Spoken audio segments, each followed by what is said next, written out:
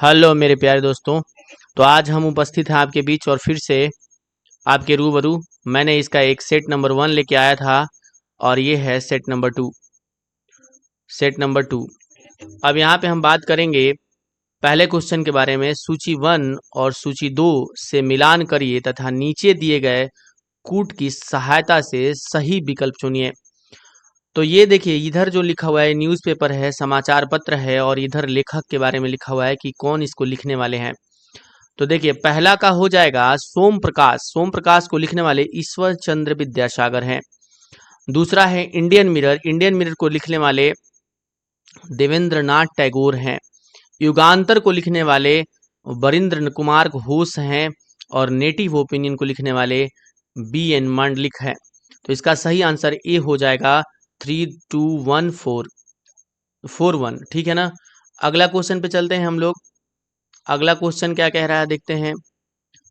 अगला क्वेश्चन है कि भारत में तुगलक वंश के बाद कौन सा वंश दिल्ली पर शासन किया। तो इसका सही आंसर है दोस्तों, इसका सही आंसर हो जाएगा सैयद वंश। इसका सही आंसर है सैयद वंश। तुगलक वंश के बाद सैयद वंश का जो है शासनकाल आया। और दिल्ली सल्तनत में आप देखेंगे तो सबसे अंतिम शासक इब्राहिम लोदी था, क्योंकि इब्राहिम सबसे पहले गुलाम वंश आया था, गुलाम, फिर उसके बाद अंतिम हो जाएगा लोदी, और बीच में है सैयद। खिलजी भी आए थे बीच में। तो ये इस तरह से था। अगला चलेंगे। अगला है इनमें से 1857 के विद्रोह में सक्रिय रूप से भाग लिया था। नाना साहब बिल्कुल लिए थे कानपुर से, बेगम हजरत महल लखनऊ से, और मौलाना अहमदुल्ला ये फैजाबाद से लिए थे। तो इस तरह से ये सभी हो जाएंगे। अगला क्वेश्चन देखेंगे। अगला क्वेश्चन कह रहा है उन स्वतंत्रता सेनानियों के नाम बताइए जिन्होंने गवर्नर जनरल को निम्नलिखित पंक्तियां लिखी थी। गवर्नर जनरल के बारे में कुछ कहा था, मैंने घुटने टेक कर रोटी मांगी लेकिन उनके बजाय मुझे पत्थर मिला। मैं ऐसे प्रत्युत्तर से आश्चर्यचकित नहीं हूं। ब्रिटिश राष्ट्र केवल शक्ति के सामने झुकता है। सुभाष चंद्र बोस, बाल गंगाधर तिलक, महात्मा गांधी, रास बिहारी बोस। सही आंसर होगा महात्मा गांधी ने ऐसा बोला था, क्योंकि महात्मा गांधी बहुत प्रयास करते थे अंग्रेजों से कुछ कुछ प्राप्त करने के लिए, लेकिन उन्हें मिलता नहीं था। इस वजह से उन्होंने ऐसा वाक्य का इस्तेमाल किया। एग्जाम में सीधे पूछ सकता है ऐसा शब्द, ध्यान रखिएगा। नाजीवाद किसका समर्थक था। नाजीवाद किसका समर्थक था। तो नाजीवाद समर्थक था दोस्तों राज्य के सर्वोच्च सिद्धांतों का, राज्य की सर्वोच्चता के सिद्धांतों का समर्थक था। अगला क्वेश्चन देखेंगे। अगला क्वेश्चन है निम्नलिखित में से कौन यूटोपिया नामक पुस्तक का लेखक है। तो इसमें है थॉमस मोरे। यूटोपिया नामक लेखक के जो लेखक हैं पुस्तक के, वो थॉमस मोरे हैं। अगला क्वेश्चन देखेंगे। लोथल नगर के संदर्भ में निम्नलिखित में से कौन सा कथन सही नहीं है। इस देखो, ये वाला पॉइंट पे ध्यान देना। ऐसा क्वेश्चन हमेशा आपको एग्जाम में मिलेगा और ये गलती हो जाता है, क्योंकि हम सही नहीं है वाला छोड़ देते हैं सेक्शन को। हम समझते हैं कि वो पूछ रहा है कौन सा होगा, तो यहाँ गड़बड़ हो जाता है। तो ये पहला दिया है कि यह गुजरात में माही नदी के किनारे बसा हुआ था।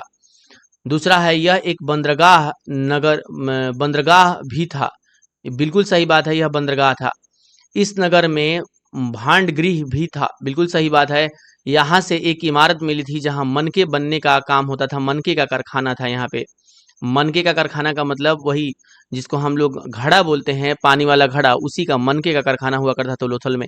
लेकिन देखिए, सही नहीं है का मतलब पहला वाला होगा, क्योंकि गुजरात में तो है लोथल, इसमें कोई शक नहीं है, लेकिन माही नदी पर नहीं, साबरमती नदी पर है।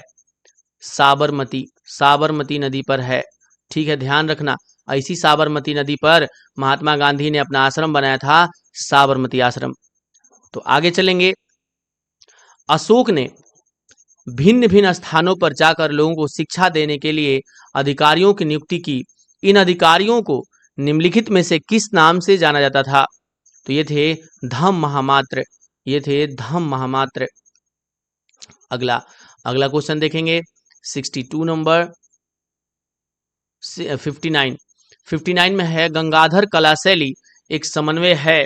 गंगाधर कला शैली एक समन्वय है, तो इसका सही आंसर भारत तथा यूनानी कला का, भारत तथा यूनानी कला का। अगला क्वेश्चन देखेंगे दोस्तों, हर्षवर्धन यानी हर्ष लिखा है तो हर्षवर्धन, हर्ष के संदर्भ में निम्नलिखित में से कौन सा कथन असत्य है? हर्ष के दरबार में कविवाण भट्ट ने हर्ष की जीवनी लिखी। असत्य देखो फिर यहाँ पे यूज किया असत्य, असत्य पे ध्यान देना। तो कह रहा है कि इसमें से कौन सही नहीं है? तो पहला है हर्ष के दरबार में कविवाण भट्ट ने हर्ष की जीवनी लिखी। उसके बाद दे रहा है अगला कि अगला है फाहियान हर्ष के शासनकाल में भारत आया था। फाहियान जो है हर्ष के शासनकाल में भारत आया था।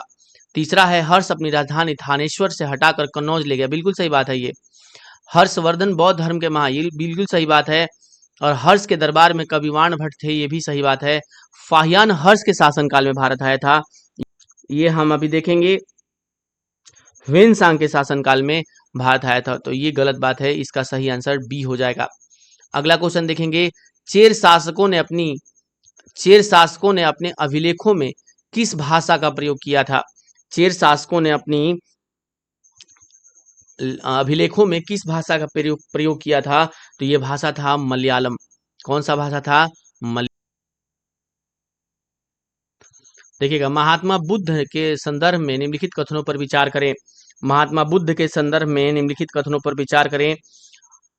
इनमें से अपना पहला उपदेश सारनाथ में दिया था। उन्होंने उनके उपदेश आत्मा और परमात्मा के विषय में था, और उन्होंने दुख को निवृत्ति के लिए अष्टांगिक मार्ग की बताया था, जरूरत बताया था।